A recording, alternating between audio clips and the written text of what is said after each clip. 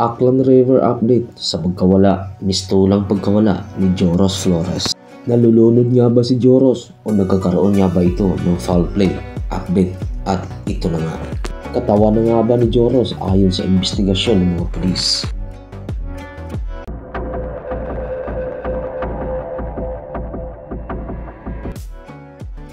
Sa napakagandang view ng Aklan River at nakakabighani na tanawin, hindi na akala ng mga residente ay nagkaroon nga ito ng mistulang katakot-takot ng pangyayari o sadyang sinasadya ang mga pangyayari. Nangungunang pinag-uusapan ang Aklan River dahil nga sa pagkalunod umano ni Joros.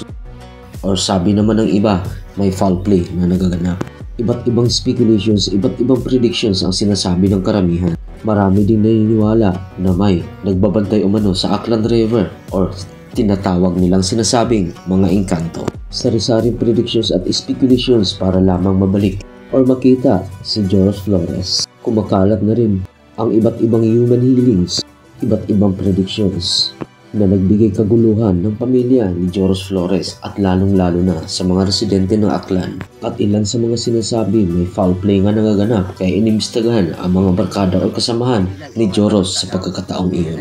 Ilang araw at linggo na nakakalipas, hindi pa rin natikpuan si Joros Flores. Sama-samang rescuers at divers, pati backhoe, halos maubos na rin ang tubig na Aklan. Pero Joros Flores hindi pa rin natatagpuan. Totoo na kaya ang mga kasabihan na may engkanto? Kinuha nga at nagiging bihag umano si Joros Flores ayon sa mga human healings or sa mga nagsasabing hula or nanghuhula.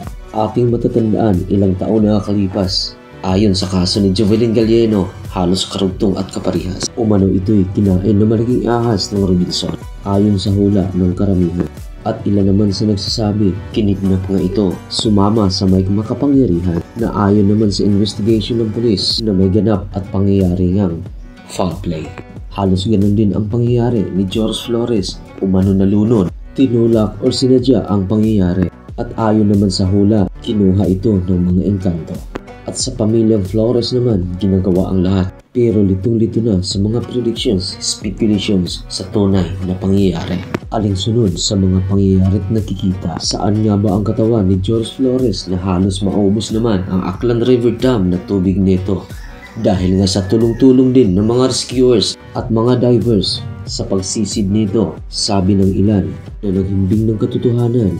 Kung totoo mang nalunod si Joros Flores, hindi kaya ito tinangay o inagos na ng tubig dahil sa sobrang lakas na ito. Puwera lang ito kung may foul play na nagaganap at malamang ito'y itinago.